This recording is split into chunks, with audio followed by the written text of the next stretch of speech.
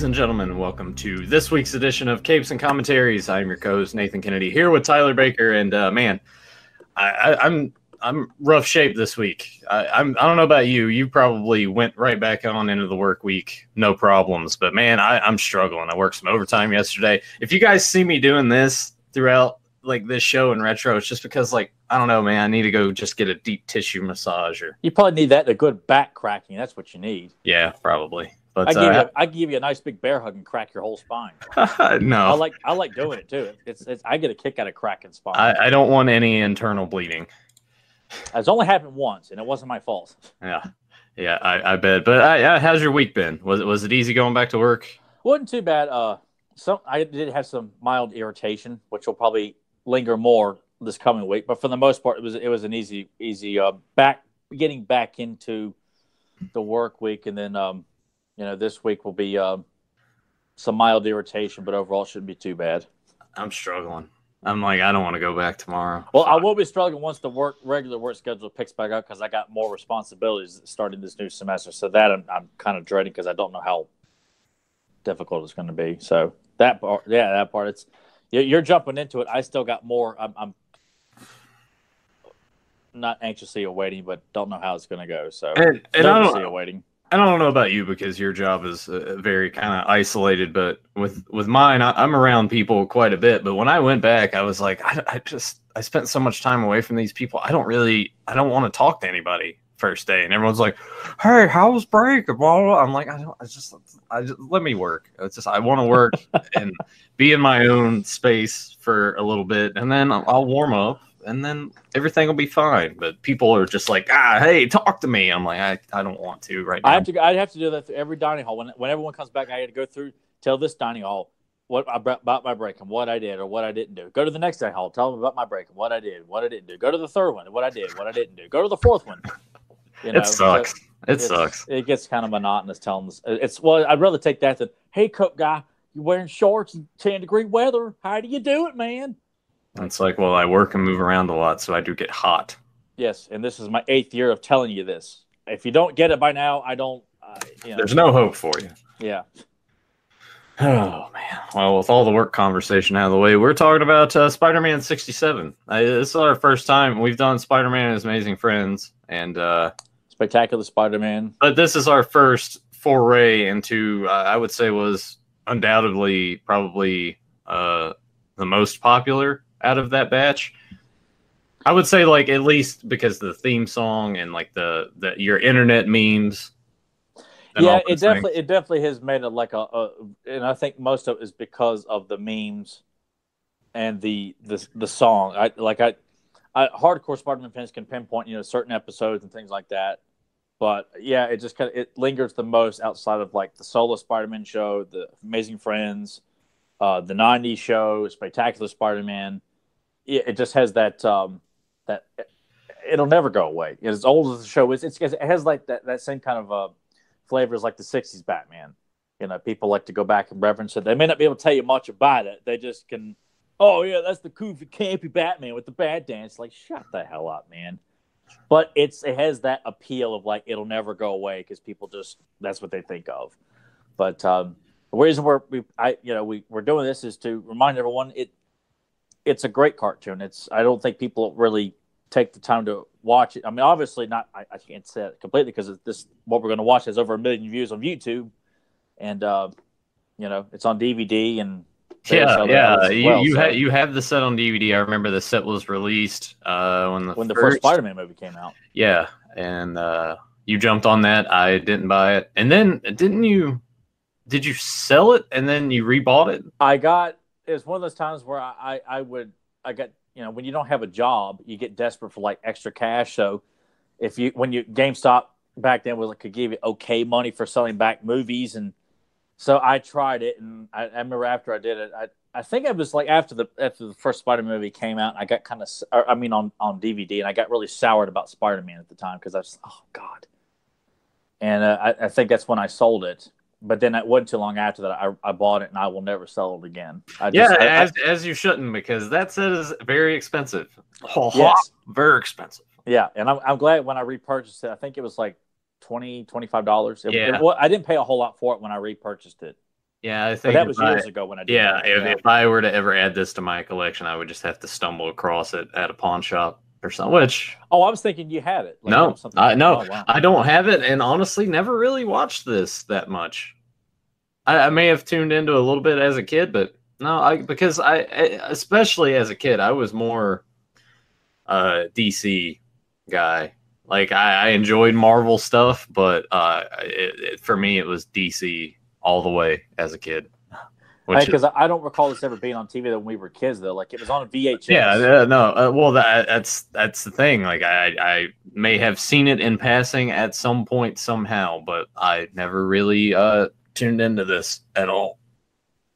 It was actually the first animated Spider-Man I ever saw was the VHS tape that had the origin of Spider-Man and the Kingpin episode, and I think one more episode. And that was like my first introduction to Spider-Man outside like the bumpers for Muppet Babies or the outro to Muppet Babies with the Marvel logo. And I became quite fixated on Spider-Man after that, and then would see the Amazing Friends on the Marvel Action Universe, and just kind of took off slowly in 1992, I think, was when it really kicked off for me. But yeah, this is the first, not this episode, but this was my first introduction to an animated Spider-Man. So it's not a heavy nostalgia because I really didn't get to watch a whole lot more of it till I got older. Until you bought that DVD set. Until I bought the DVD set, and there's a lot of fun episodes on there, and what I like about this show is that even though as old as it is, they took the show seriously. Like it's a lighthearted cartoon, but it's not trying to be silly. It's going with the limitations of what they could do back then, and it can't be. It has its charm watching it now. Yeah. Now I imagine, because now knowing that, I'm not going to expect Nathan to walk away from this thinking, "Wow, that was tremendous. I must buy the set." Like I will laugh a time or two.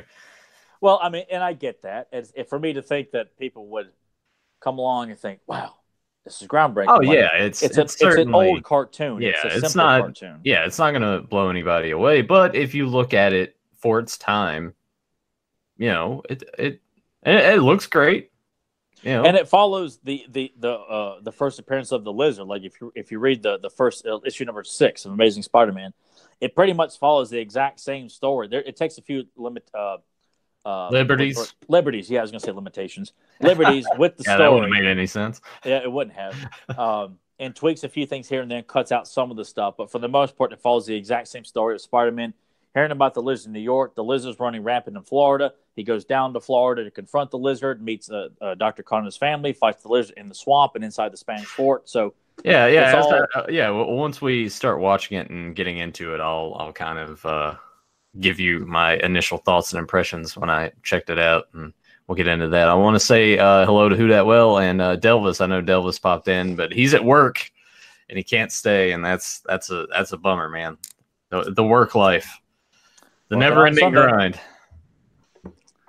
I don't miss doing that. Yeah, I don't either. But I wish I didn't have to work yesterday. Full weekend would have been nice. It would have been an easier transition instead of, all right, now work 4 days, have 1 day off. Oh, bam, you're right back into it again. It's like, fuck. Yeah, I guess that's why I can't complain, because I went to work for 3 days, then I was off for 2, and then I go back to work for a regular work week. You bastard. But also link down below in the description. So if you guys want to watch along with us, feel free to do that. Or if you have your very expensive DVD set, feel free to pop in that disc. And Tyler, I guess, without further ado, give us that countdown, and we'll. Before we do get going, I think it's interesting of note. I'm assuming pretty much that these were broken up into here's 2 little episodes per show. Pretty much, like on the DVD set, there's 2 episodes, like kind of linked together. Like you have the intro, the episode, and then the next episode starts with the title card, and then the episode kicks off. So yeah, I'd imagine when it was a regularly aired show on ABC that it probably was linked with 2 episodes apiece. Kind of like how like they did with the '90s cartoons or like Doug. You have like I always think of Doug when it's broken up like this. Always Doug. Yeah. Doug and Rocco, a lot of those early. Rugrats did it too, right? Mm-hmm. Rugrats did it. I think Ren and Stimpy may have done it too. But and then Looney Tunes used to do it too with like 3 episodes in one block. I feel a sneeze coming on. Is it going away? just relax and let it come. Purple cabbage. All right, went away. Does that help you sneeze or keep the sneeze away? It distracts you. If someone's getting ready to sneeze, you just say purple cabbage. Wait, but don't you want to sneeze though? Well, I think it's if they're struggling to sneeze. Like if they're taking forever to do it, just say purple cabbage and be like, "What?" And then they'll take their mind off sneezing. Oh, I guess you could say anything. Fifi no. What? Yeah. Guess anything could work. Cult of Amato. What? Yeah. Oh yes. Praise be El Monterey. All right. Yeah. Anyway. Yeah. Cheap barbecue sauce. McDonald's napkins. What? There's I'll bring up we'll talk about it on Retro. There's an article I'm gonna find that involves a guy being pissed off at a McDonald's over napkins. And I want to bring it up in front of Joe. I want to Joe, like, I'll give you permission to print the story, but change my name. Yeah, when I saw the headline, I was like, what the hell did Joe do? A mob boss, makes the headlines. Mob hit at McDonald's. Yeah. He was humiliated at his local McDonald's in parts unknown. Anyway. Picturing Joe acting like, Donegal, never invited me over for coffee and cake. I love coffee and cake, especially if it's free. Yeah, Joe loves his free food. He ate all his fucking cookies, I think. He ate them all before they could go bad. Of course he did. And even if they went bad, I don't think it would matter too much. It's like, a little bit of mold. Well, yeah, we'll scrape that off. Yeah, I mean, it's just like Andy Dick said. It was free. Yeah. Free! Anyway, give us a countdown. We'll get this thing going. All right. 3, 2, 1, action. Dun, dun, dun, dun. So this is what sticks out the most. Yeah. This theme song is iconic. Very iconic. I mean, it's lumped with Spider-Man altogether. And they always find a way to sort of give a nod to it in most of the films, I want to say. Or at least they did with the first Raimi film. I honestly can't recall if they did it with the Andrew Garfield ones or even the Andrew new one. Garfield had as a ringtone in Spider-Man 2, which I thought was cool. I know Aerosmith did their version of it for the first Spider-Man film. It sucked. Like Aerosmith is okay. Like they're okay, but I think they're overrated and they don't go away. They got some good tracks. I mean, fuck the song from Armageddon. Oh, God. And that movie altogether. No, they're younger kids, and it's weird that I'm saying this that I work with, and they'll listen to that or like Celine Dion. I'm like, turn that shit off, and they're like, why? And I'm like, because man, like that summer, like those two between Titanic and Armageddon, and those songs that just wore me out. They sucked then, and they suck now. So it's not like they got some good songs, but that was not one of them. Yeah. And here he is, the lizard popping out of the swamp. As simplistic as the animation I'm the lizard I like it a man. lot. Yeah. I do like the painted backgrounds of the swamp. Yeah, and I like the animation and their faces as they're going back.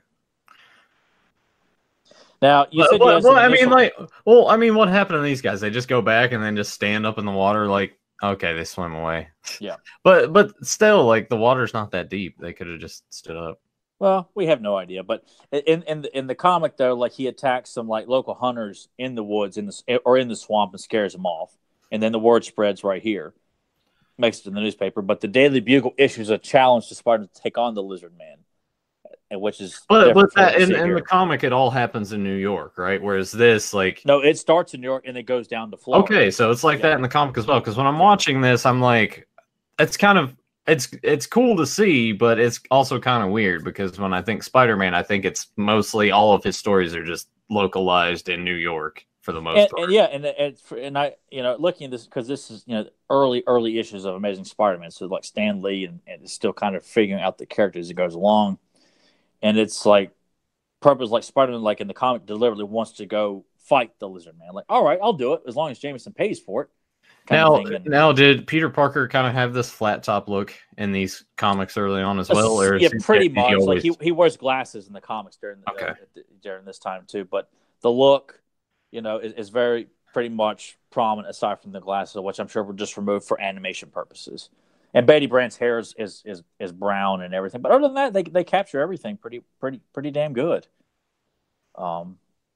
It just shows that at least they were trying to capture the spirit and look at the comics, whereas today everyone's taking liberties left and right. I don't like Thor with blonde hair. Make it red. Take that helmet off. Give him a spoon instead of a hammer. Who ever used a hammer or something like that, I guess here's another question too in the comics, because you see how he's got like the design on his mask and his arms and legs, but it kind of cuts off right here, whereas I'm kind of used to it kind of spreading a little bit further. Yeah, and I'm pretty sure that was done for animation as well too, because I mean his whole body's covered in webbing on the red, so it's just used sparingly, like on the face, the hands, and the feet. But then you got his whole front and back is covered in webbing too, and I think it's just done to. It's less work to animate drawing in all that webbing at the time.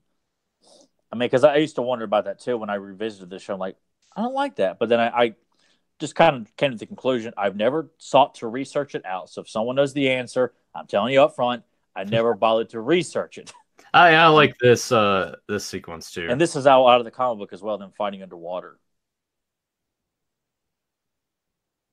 Yeah, it's odd choices for the sound effects, but and that's what kind of makes it look a little bit more cartoony because of the sound effects used, because they sound like Looney Tune effects. But I will say that I really enjoy his voice. I mean, yeah. Oh, I love his voice. He sounds like way older than he should probably, but yeah. I enjoy it. It definitely adds a level of maturity, and the voice actor, he was interviewed by the Spider-Man Crawl Space website about a year ago, so it was an interesting interview. But I like how he just gives Spider-Man a very serious persona. It's not, and that's why I feel like this show, you may laugh at it, but it's not made for laughs. It's not done to make you laugh or chuckle. It's trying to take the stuff seriously, and that's what I like about it. So I mean that's why I have a great appreciation for it. Not all the episodes are great because they don't they would come up with some of their own original villains which were not very good, but they would use Green Goblin, Dr. Octopus, the Scorpion, the Vulture, Mysterio, Electro, Sandman. They use a lot of the heavy hitters. I like this note. It's like, leave this place and never come back. All my love. Yeah. Well, he just wants to make sure he get to the point here. Yeah. But it's good. It's like, get the fuck out. All the best. All my love. Take care. Like this brisket in the fridge. Yeah. Yeah, and there's pretty much all this happens too here as well. Like the lizard attacks Billy, not deliberately. In the comic, he's trying to approach it, but not trying to hurt him, and therefore Spider-Man jumps into action. And this cartoon as well. Like I know this is like the one episode Nathan's watched, but they use a lot of the same stock sequences of Spider-Man crawling, swinging. Like I mean, we got that a lot in a lot of these cartoons. I mean, your all-time favorite reuses a lot of the same. So I guess when you look at it in a certain way, it can be a negative, but at the same time too, like Joe was saying when I did the commentary with you guys on one of the Masters episodes, you guys always enjoyed seeing that transformation sequence week after week. So I guess seeing certain things is just kind of comforting. Well, plus I feel like given the limitations, like if you pick the right sequences of stock to use, it can be used quite effectively. Like all the sequences of Spider-Man, like shooting a web up and then climbs up and out of the swamp, like it works well. And this here too, this is right out of the comic book as well, going to Dr. Connor's lab and working on an antidote to cure him. And also in this too, like they don't, Dr. Connors doesn't have one arm. He's got both arms and is dabbling in, science with reptiles, whereas in the comics he's looking for a cure to regrow his arm after a war injury, and that becomes in the comics that's like his obsession is to grow his arm back. Well, I mean, probably during this time that was probably not something that they were willing to do for a kids television show. So. Yeah, it might come off a little excessive for a 1960s children animation show. A guy with one arm who's trying to go back. It's a little extra emotion. Yeah, and also you got to look at the time period. Like we're right around Vietnam and everything. That may have not settled too well. Probably not. Yeah. He kind of gets his ass kicked. Yeah, he does, and at least he admits to it. And I mean, that's what you need to see in the comics as well. Like, Spider-Man will come up triumphant for the most part in most of his books, but it makes it more effective if he does get his ass kicked because well, I mean, that's like that with anything, right? Like you got to get the heat on your face, and then have people are not going to care about a wrestling match if the heel can't strike up any heat on the baby face. And it works in comic books and movies. You have to make the villains threatening, and this is one of my favorite things too about in this episode and in the comic is fighting in the old Spanish fort and lizards controlling alligators. Like, this is awesome. Of course, the alligators look quite friendly in this episode. Look like kind of come up and pet them almost. Well, because that animation in that shot's a little awkward because they have to show it at like a perspective from Spider-Man, but it kind of comes across weird, and then Spider-Man, just goofing up and falling off. Yeah. Which is, a liberty taken. But yeah, I mean, you would think as he's falling, he would just shoot a web onto that, but the cool thing about it too is being in a swamp, it doesn't give him much opportunity to really web onto anything and swing. Yeah, you could really only do but so much in a swamp. Which, I mean, in the comic, he makes the best of it, of course, and in this, and that's what kind of keeps it convenient about keeping him in New York. Is you've always got something to cling to or swing to. And here he is back to normal here, Dr. Connors, which is a very, very popular and legendary character in the Spider-Man mythos. Which, fun little fact for Nathan here, eventually later on in recent years, the lizard eats his son. All right. No, that's cool. Right on. I'm a Spider-Man. Which I don't know if you recognize some of the voices. Like a lot of them sounded very familiar to the Rudolph cartoon. Like the voice of JJ sounds like the voice of Comet. All right, everybody line up now. Just that. And the voice of Billy Connor sounds a lot like Rudolph. Aha! So it just turns out that they were shooting a movie. Yeah. JJ finding any way to shoot down, the real scoop there, because that's true to the character. He doesn't want to give Spider-Man credit for anything, and that's just like in every comic book for the most part there.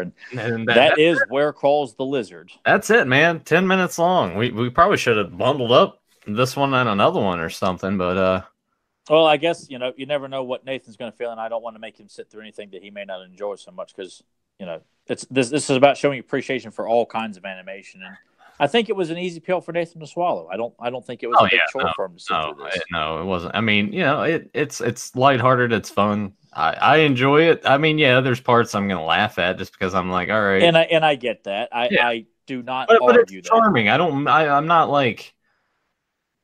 I'm not laughing in it in a haha man, this really sucks kind of way. I'm just laughing at it, just like thinking of the headspace that they're in when they're writing these back in 1967. Culture was way different. This is over 40 years ago. Yeah, this was like before Scooby-Doo and all that stuff, man. This wasn't a whole lot to compare it to at the time.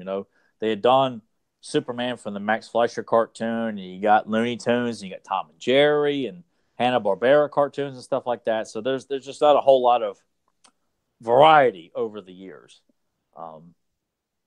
Plus, you have the live-action Batman, and you've had the live-action Superman series with George Reeves. So, superheroes have been around on TV for a little while at that time. But, I mean, for Spider-Man to be an animation, I mean, I can see it being a tremendous deal had I grown up in the 60s and this was on TV.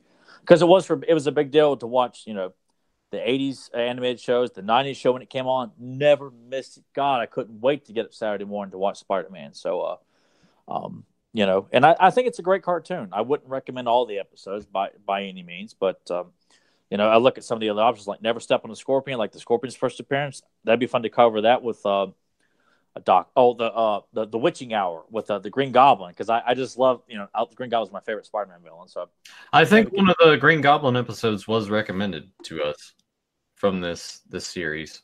Oh, really? Yeah, yeah. He was in a few episodes. Some of the villains, like Doc Ock, Mysterio, Vulture, Rhino, uh, Electro, they all show up in a few episodes. Like they all have more than just one appearance. The Vulture does too. But then you got some really kind of like there's the Fly, but it's not the Fly from Marvel Comics. It's like their own version of the Fly, and it's like probably ran into some issues. Yeah. So, but yeah, definitely. We do when we revisit this show, which I'd like to think we will sometime in the near future. Yeah. We would double up and probably do Scorpion and Green Goblin, probably. All right. Yeah. I'm gonna toss this out to you because as far as I know, now this could change, but I don't have to work next Saturday. Subject to change, but I'll be free. So here's what I'm thinking. All right. I'm thinking because I don't know, since we did the first film and we've talked about it, just like it's been so long since I've watched the sequel, I kind of just want to do that. Secret of the Ooze. Yeah. How would you feel about doing that next week? By God, let's conquer it, man. We'll get Keno, we'll get some pizza, some raised pizza, and attack some hooligans wearing stockings on their heads and kick their ass and just use sausages and everything but weapons. So Mama. Yeah. Toka and Rezar. Yeah. All right. Babies. As long as my work schedule doesn't change. So we can't put it in concrete just yet for all the listeners out there. But if we don't, then I say we oh shit. I forgot you don't have a Blu-ray player. I was gonna say let's do the Batman 60 show. But I forgot you don't have a I don't have a Blu-ray player accessible. Yeah, then well, you know what? If we can find one, even though I said I really wasn't interested in doing it, if Secret of the Ooze fails and we just have time to do like a 22-minute episode, if we can find something from the 90s animated series of Spider-Man, that is yet to be a show we have touched, and I'm not saying I'm going to think it's going to be, oh, it's great, because it looks great. It's animated well. I just don't like some of the voices and some of the dialogue pacing is sped up so fast. It just sounds like they're trying to rush the damn thing. But I'm not opposed to, tackling, one of those episodes, provided we can find a quality version like on Daily Motion or something. Right. Because there's snippets on YouTube available, but they're done in like clips. Right. And broken up, and I don't know if that'd be the most efficient way to try and tackle that show. Okay. But that's a thought. All right. But you guys plan on Secret of the Ooze. Okay. All right. We'll try to tackle it at 12:30 again early. That way there's. Well, and that's the thing too. Even if I do have to work, that might still work out if we start it and end it pretty much when the movie's over. We might be able to just like work that in because all I got to do is hop in the shower, pack a lunch, and be on the road at 3.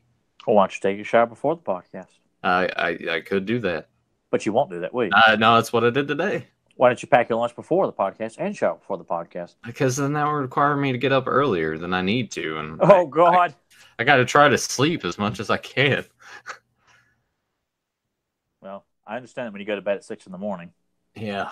Or you fall asleep on the couch and wake up and it's like 8 a.m. And you're like, fuck. Go lay in bed for like 2 hours. Get up. Damn it. I'm just waiting for that call, Nathan. Yeah, just wait for that call. Well, I'm glad you have a Major Jones to tackle Secret of the Ooze there, bud. Yeah, well, it's been a long time since I've watched it, honestly. It's been a handful I think it's been about 2 years. I watched it like around, I got really sick. And I remember I just popped it in just for the hell of it to sit down and watch it. I think it was like 2 or 3 years ago was the last time I watched it.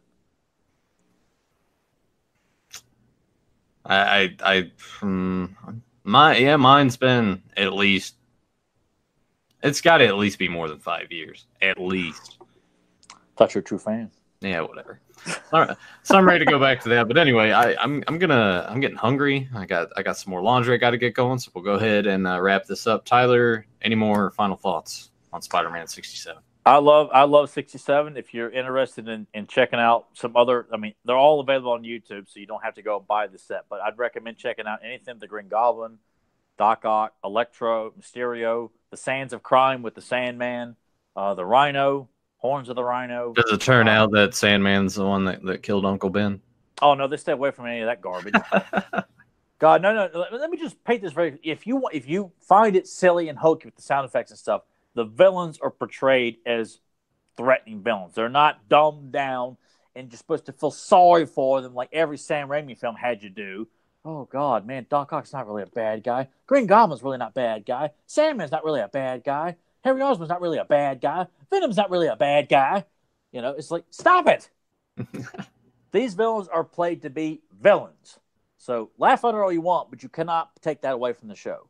But the sympathy, you got to feel bad for him. You know, I know that it's just back and forth. People want to slam the Raimi films, but they also want to slam the Garfield films. You know, there are problems with both series of films. So, I mean, if people say they love the Sam Raimi films, okay, I get why you like it. But I'm like, I think they're terrible films. I've seen all three of them. I just think they're very, very bad films. Not to say they didn't have some nice moments or ideas. They're just, you know. And I know Nathan's, I think Nathan likes the first Amazing Spider-Man film, Andrew Garfield. I know he doesn't like the second one. No, the second one, the second one has problems left and right, but there's still a lot of good stuff in that merits. Like, yes, I'm proud to own it. It's hard to watch the whole thing because, I mean, there's some stuff I'm like, but I do like enough of it to feel like it was a damn good film, but I get why people don't like it. Yeah. I really do. It was just too much going on. Too much stuff, and that's one of the problems with it. There's too much stuff going on in there, and Sony trying to stir up their whole Spidey universe with the Sinister Six and deciding we're going to have Norman Osborn come back as a head, stuff like that. You're like, yes, it has problems, but there's a lot of great in both films, and I love Spider-Man so much, and I like to be as open-minded about both sides, and but the Raimi films, I just have a hard time. Like, I've never understood why they, Yeah. So I don't want to come down to people who love the Raimi films. I don't like them. I have my reasons for it, but it's not like I honestly have more respect for those people who like those films than the people who want to denounce the Keaton Batman films and say that the Christian Bale Nolan films just belittle that stuff. Like I actually, some people at work got pissed at me because they'll talk movies all the time and they'll throw out a movie and they'll be like, "What'd you think of this?" I'm like, "Yeah, that was all right." And they're like, "Really?" And they're like, "All right, you can't hate the Nolan Batman films." And I'm like, "I don't hate them, but they don't really hold up as much." And they got so offended and mad at me. I was like, What did they have to say? Because it was I even used your line. I was like, yeah, it's like I quit being Batman to be my girlfriend, which is what it is. Yeah, it's like I'm not making up anything there, people. It's for 3 films. I'll quit being Batman. You be my girlfriend. It's just. And what did they say to that? Nothing they could say. They're like, oh yeah, I never thought about it that way. I'm sorry. And at what point did you see Keaton say he's going to give up being Batman to have Vicky Vale? I was like, yeah, I'll sleep with you, but I got work right now. Yeah, I mean, he contemplates like telling her. Yeah, but not giving up being Batman. Yeah.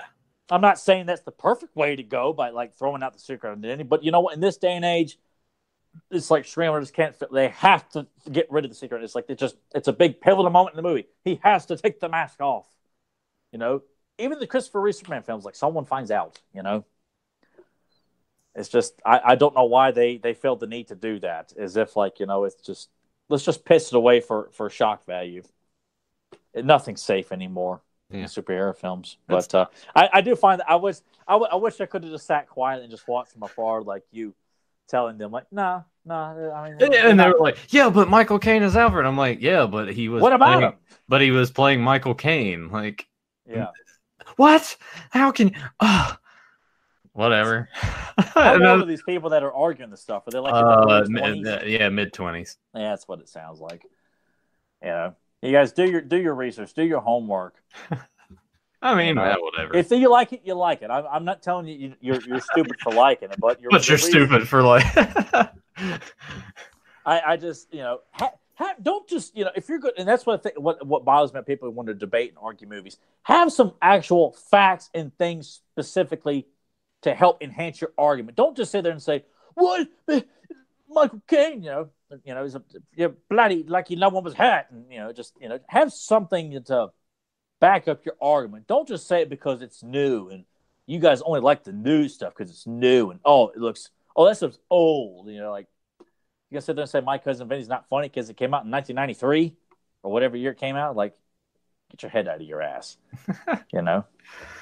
Oh man, you know. I just but I'm so proud of you to just denounce them, and then they're like, I gotta go now. It has its. If they're not like they're not Ghost Rider. No, they are by far anything in that realm of that. I just don't enjoy watching these films. Like, I love the beginning of Batman Begins with him training with Liam Neeson / Ducard / Ra's al Ghul. All that stuff is fun, but I don't like Gary Oldman's portrayal of Gordon. He kind of comes off as a little schlubby to me. He doesn't come off as, and plus I'm not someone who gets a hard on for Jim Gordon. I watch Batman to watch Batman. I don't care about the one good cap on the first guy. I'm like, just does not fascinate me that much like it does with everybody else.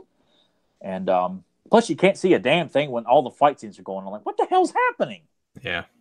You know, at least when Keaton's taking on the ninja in the back alley, you see every thrust, punch, kick, block, everything, all done in camera. Anyway, that's right. Let's go ahead and wrap this up. Let's wrap it up. Yeah, because my stomach's like. I'm tired of like being ugly to the Batman Nolan films. We'll do it another day. Yeah, another day. Next time, Secret of the Ooze. Yeah, we'll just denounce the Nolan films again for an hour. The entire time. God.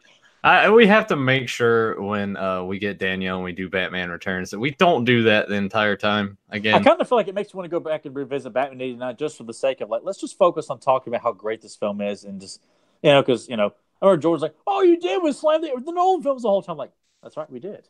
Like, I don't deny it. Yeah, we'll leave that one be. But thank you guys for joining us live in the chat. If you're joining us on the archive, please hit subscribe and ring that bell so you get notified when we go live or when new videos get posted. Check out all the links down below. Check out BeyondRetroPodcast.com. Buy Joe's t-shirts. Hit him up for a custom. And check out Fans of Power, the He-Man and the Master Universe podcast hosted by Tyler Baker and Joe Amato. And, man, we'll be back in about 40 minutes. I don't even know why I'm saying it, because people in the archive are like, what? And we have to treat this like, no one else is, like they're listening to this individual. We're treating it as if like they're going back to YouTube, fat chance, and on Podbean, and actually listen to it and know, hey, you're doing the right thing. I want to encourage those of you again as well from Podbean and iTunes. Hop on over to YouTube, subscribe to the channel. Leave a comment. I feel like we're doing something right on YouTube here, people. Oh my God, Tyler begging again. I mean, do I have to go to the street and just hold out a can and just say, just start begging for views? Yes. Views. Yeah. Anybody spare any views here? Well, I'm so dirt poor when it comes to YouTube views here, people. Can you at least let us know? Do you like listen to his audio, like the audio? Do you prefer that? I mean, that's what we. I'm going to say that they do because they just don't want to look at your face. You're too ugly to be on YouTube. Well, they would be wrong if they thought that, and I would debate them on that. Of course you would. Live on the internet. We can set up. You can set up a spinoff episode of the Beyond Retro brand. Yeah. Tyler versus the internet. Yeah, and if one person just shows and says, "I think you're stupid," well, then I kind of felt sad. Like, this is it. This is the only person that doesn't like my face. I kind of felt insulted. Now we can get Joe to bring some people in, just specifically. Yeah, well, we have to get Joe to promote it. Yeah, it was. We'll get into that when we do retro with him. Yeah. But until then, thank you guys for joining us, and hopefully next week we'll see you for the use with Ninja Rap. Yeah. God, Vanilla Ice. Why? Oh, it's going to be awesome. Yeah. See you guys next time.